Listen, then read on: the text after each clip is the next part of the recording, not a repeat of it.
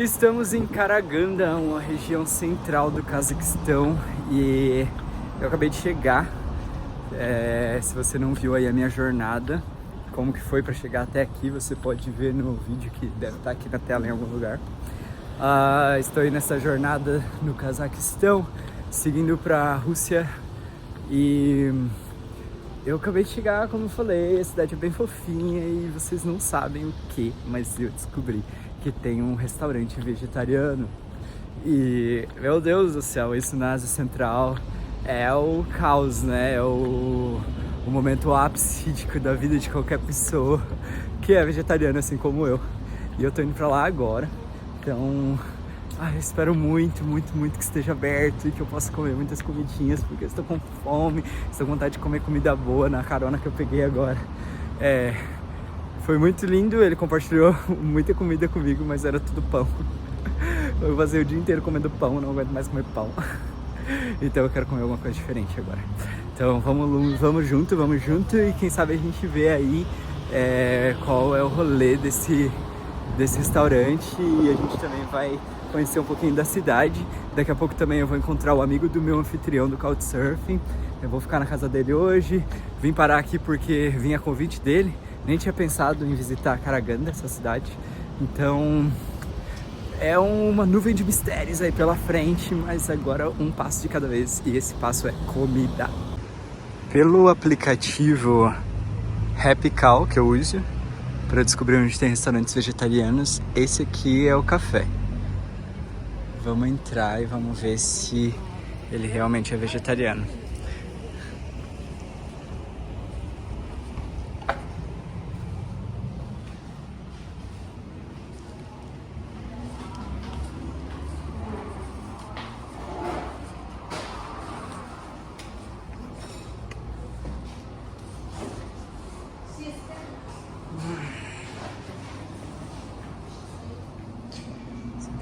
Eu fico aqui.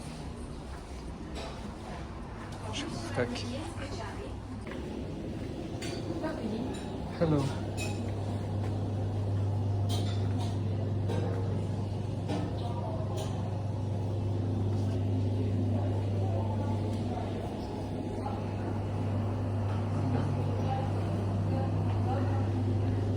Speak English. A gente realmente é tudo vegetariano e eu tô muito feliz. Olha essa mesa. Quero fazer feliz de ter comida vegetariana. Vejam isso. Saladinha. Tem aqui uns bolinhos. E aí, arroz com, acho, tofu e tomate e molho. Tinha mais várias coisas lá, eu queria comer tudo, mas não foi tão barato assim.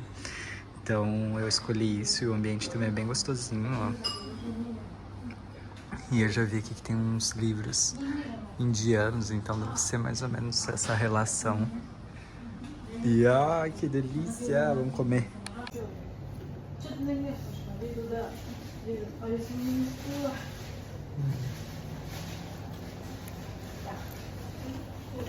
Bom, eu vou dar a nota 8 de 10. A comida estava muito boa, o ambiente era muito legal. E, enfim, era comida vegetariana aqui, né? Então, 8 de 10. Não vou dar 10 de 10 porque, por exemplo, aquele prato ali que eu mostrei pra vocês custou R$28. Então, eu não achei barato. Mas, enfim, foi bom. Depois de um longo dia onde eu só comi pão, foi muito gostoso comer uma comidinha boa, bem gostosinha feita ali e tal.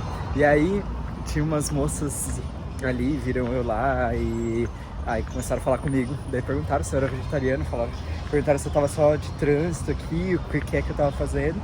E aí me passaram o telefone de uma pessoa que faz comida vegetariana em Astana. Então eu ainda consegui aí um contato em Astana pra comer bem. Muito massa, muito massa.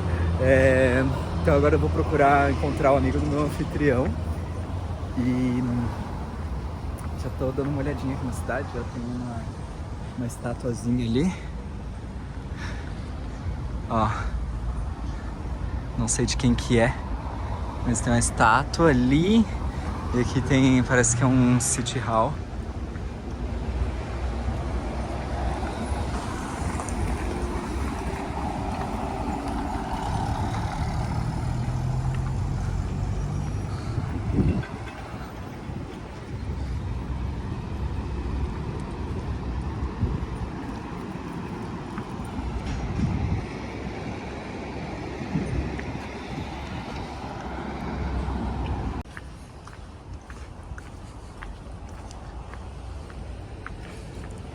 Essa cidade não me parece ser muito grande. E ela me parece ser muito calma também.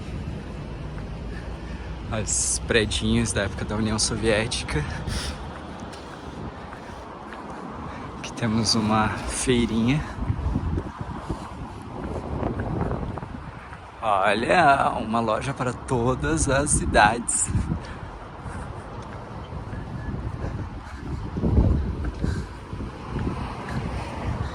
Eu comentei no outro vídeo o quanto que eu amo essas flores. Na realidade, eu não falei que eu amo essas flores, eu comentei que existem essas flores, muitas nessas cidades aqui. E não sei se vocês estão vendo as flores ali do outro lado da rua, mas agora eu queria dizer que eu amo elas porque eu acho bonito e deixo bonita a cidade.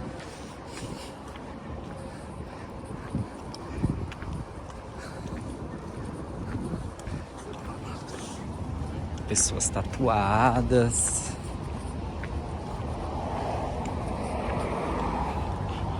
Tem de tudo. Nossa, que pintura é aquela ali? O cara tá levantando um rato?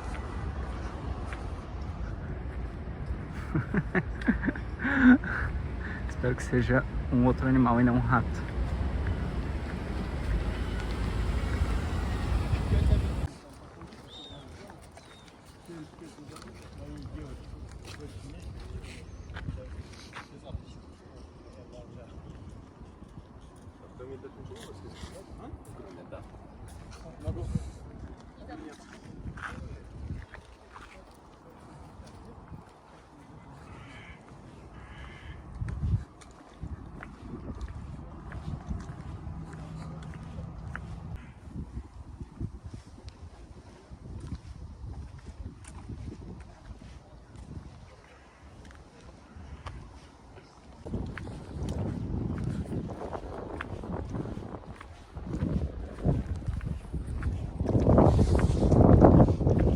Para encontrar um amigo do meu anfitrião, tive a oportunidade de caminhar um pouquinho pela cidade, conhecer alguns parques e alguns lagos.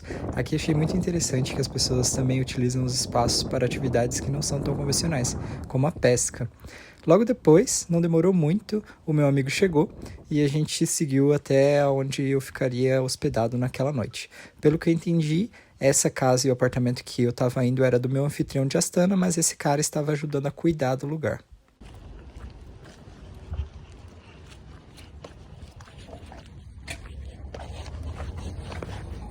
Aqui.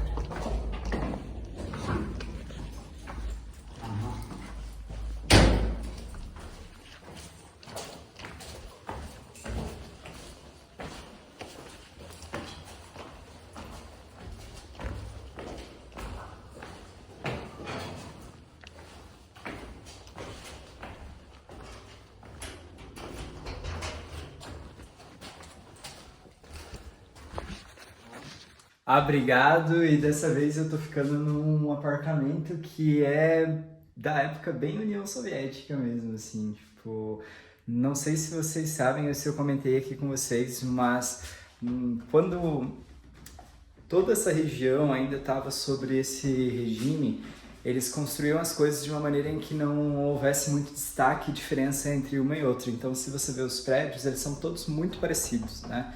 Não existe esse rolê de ter a casa mais bonita ou a casa que não era tão bonita, era tudo muito similar. E é a primeira vez que eu estou entrando dentro de um desses apartamentos. Já tinha visto por fora os prédiozinhos e agora eu acabei de entrar aqui e quero fazer um tourzinho com vocês. Vamos lá? A partir da porta de entrada, aqui à esquerda tem uma cozinha. Então essa daqui é a cozinha. Tem um sistema ali de aquecimento. Aqui é muito frio no inverno. Então tem uns negocinhos aqui da casa. O piso, ele é nesse material e ele é meio... Não sei, tipo, parece que ele é meio mole. Isso é um pouco estranho. Bom, aqui é a sala, onde eu vou dormir. Sofazinho arrumado aí diretamente pelo Couchsurfing. Aí essa linha aqui tem uma, digamos que uma área externa, mas ela é fechada, então não é tão externa assim. Que dá pra ver aqui um pouquinho da cidade. E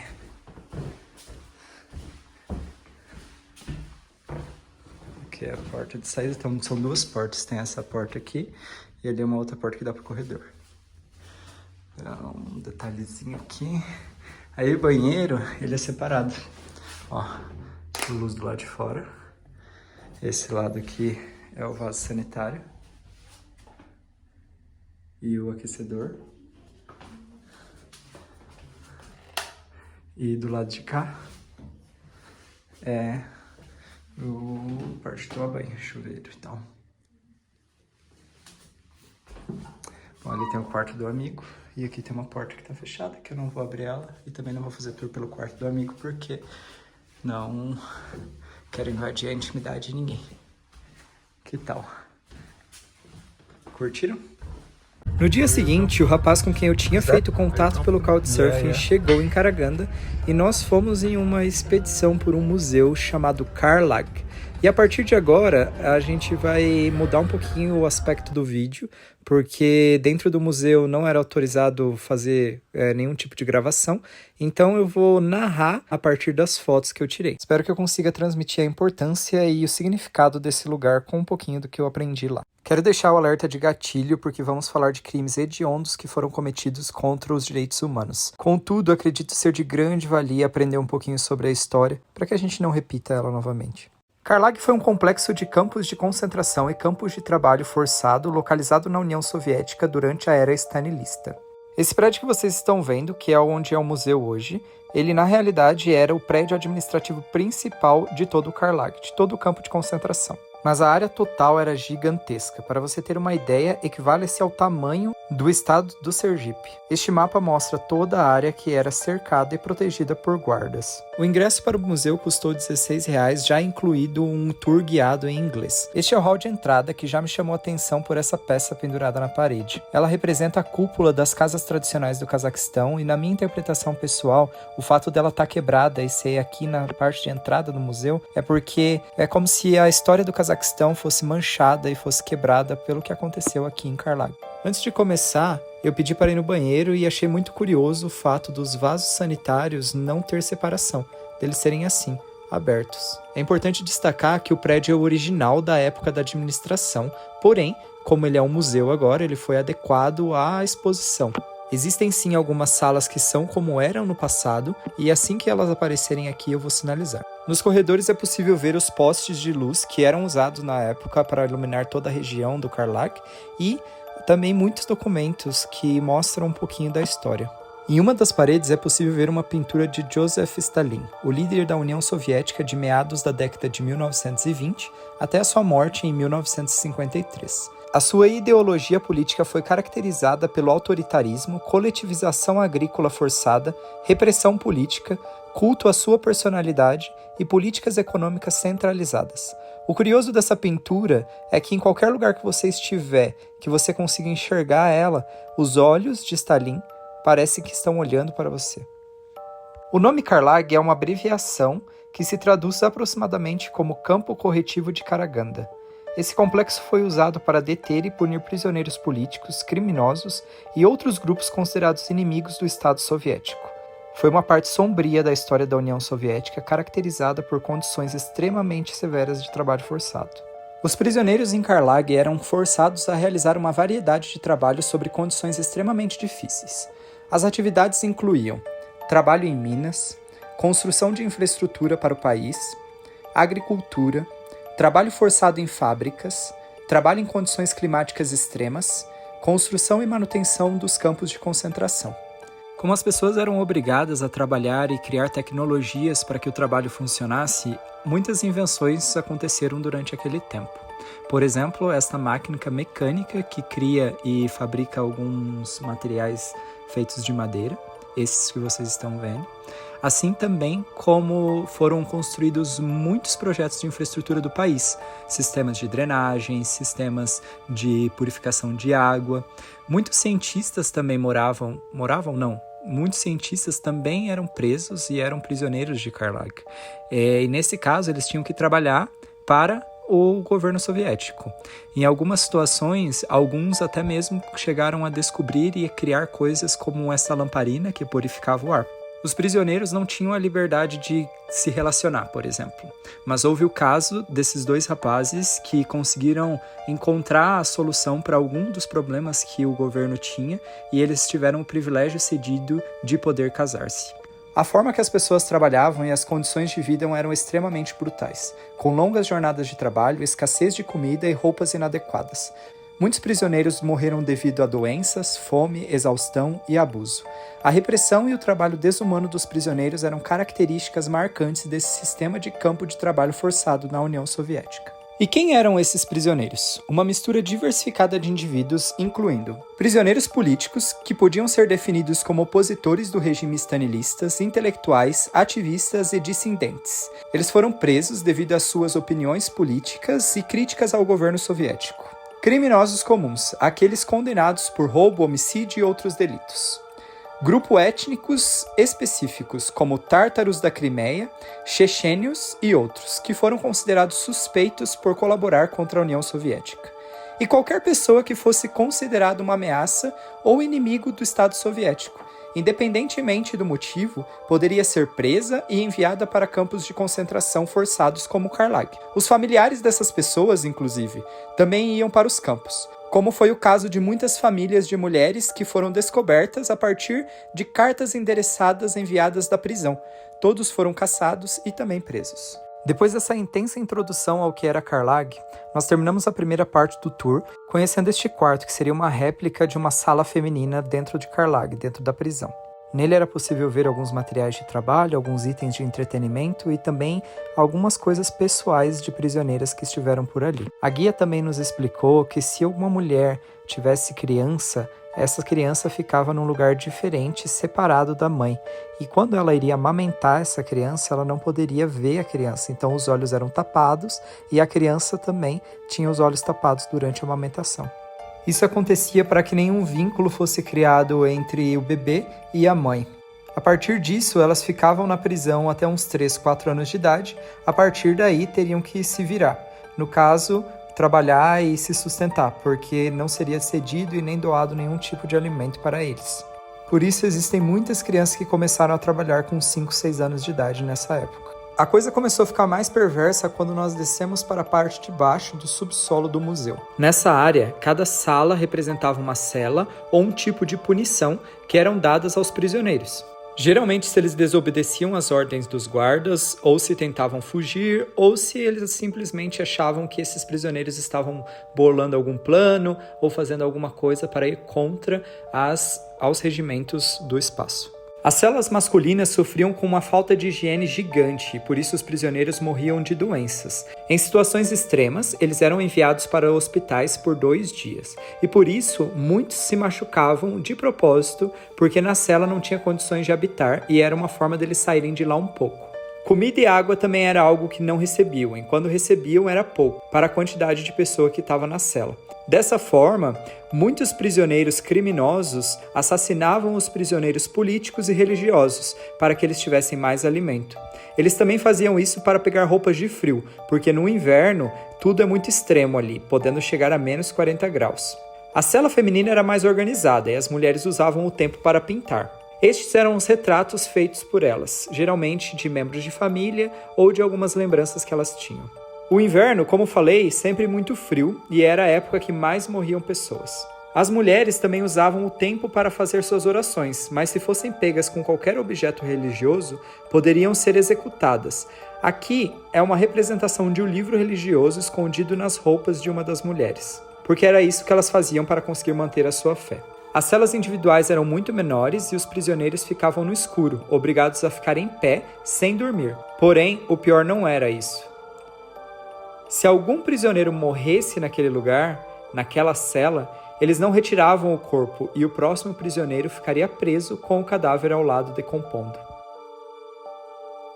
Um outro tipo de prisão era esta, um buraco no chão em que eles enchiam de água e deixavam as pessoas só com a cabeça para fora. No inverno, elas congelavam. Este quarto que vocês estão vendo é original e ninguém sabe por que no prédio administrativo, como eu já falei para vocês que esse lugar era, tinha uma dessas prisões. Mas como foi um tempo muito conturbado, perderam-se muitos registros e é por isso que ninguém sabe por que aquela cela estava ali. É a única, mas existiu. Havia uma sala para interrogar e eles sempre faziam as mesmas perguntas com o objetivo de coerção e intimidação, para conseguir informações sobre atividades suspeitas. Os prisioneiros ficavam em uma sala de espera por aproximadamente 10 horas sem comida e sem água. Logo na sequência tiravam fotos e digitais. E eram interrogados. Bom, se o filme de terror ainda não está o suficiente, vamos descer mais para perto do inferno agora. Este é o consultório médico e atrás dele, nada mais, nada menos do que a sala de tortura. E não é por acaso isso, mas sim porque, por regimento interno, eles não poderiam matar pessoas enquanto as torturavam. Então, os médicos davam laudos de morte por doença. Lembrando que este é um lugar cenográfico, as manchas são para efeitos do museu. Enquanto as torturas aconteciam, sempre aos domingos à tarde, os outros prisioneiros eram obrigados a cantar e dançar para que todos os outros guardas não escutassem os gritos. Eles não gostavam de escutar os gritos.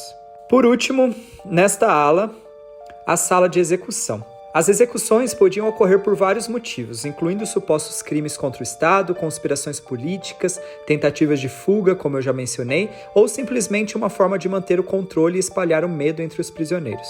No início, os soldados atiravam na cabeça das pessoas por trás, mas aí eles começaram a ter muitos pesadelos com as imagens que viam durante o que faziam e passaram a atirar nas costas. As camisas brancas eram necessárias para que eles vissem o sangue e sabiam que a pessoa tinha sido realmente atingida. Aqui uma lista de nomes de pessoas famosas que morreram ali, entre elas artistas, cantores, entre outros. Os olhos na foto em cima é para representar um dizer que era muito famoso na época, de que as paredes tinham olhos e ouvidos, então nada poderia ser escondido da União Soviética. Muitos pintores ainda expressavam a sua arte e estas são algumas das obras, feitas com sangue de animal ou comida, já que não tinham acesso a materiais. Este quarto também é original, ou seja, exatamente como era na época, com os móveis e tudo mais, do prédio administrativo, onde os chefes de campo trabalhavam. Estas fotos mostram alguns dos rostos dos responsáveis por tudo aquilo que descrevi aqui para vocês. Em uma das paredes havia um quadro gigante e ninguém sabe quem pintou. Não há nenhum tipo de registro de autor. Também porque provavelmente foram os prisioneiros e o Estado não dava crédito a nada que eles fizessem, pois eram vistos como inimigos. Inclusive, as apresentações artísticas de canto e dança que eu disse que eles faziam também não eram aplaudidas, pois inimigos do Estado não recebem aclamação. Depois que fecharam Karlag, o lugar tornou-se uma prisão somente para criminosos. Hoje em dia, as casas de todo o território são privadas e muitas tornaram-se propriedade dos próprios prisioneiros que foram soltos. Você deve imaginar o quão exausto eu tô agora saindo daqui, né? Sei que o que expus foi pesado, mas eu vejo muita importância em compartilhar algo que, não sei vocês, mas eu não tinha ideia da profundidade dessas ações. Lembro muito de estudar sobre a Segunda Guerra Mundial e o Holocausto, mas apesar de saber da União Soviética, não tinha ideia do que acontecia de verdade nesses campos, por exemplo. E assim eu encerro meu vídeo da minha passagem por Karaganda, conhecendo um pouquinho mais da história da União Soviética e compartilhando com vocês uma fase que afetou tanto os povos dessas regiões. Deixe seu comentário e ficamos conectados lá no Instagram, @o mundo que pertenço.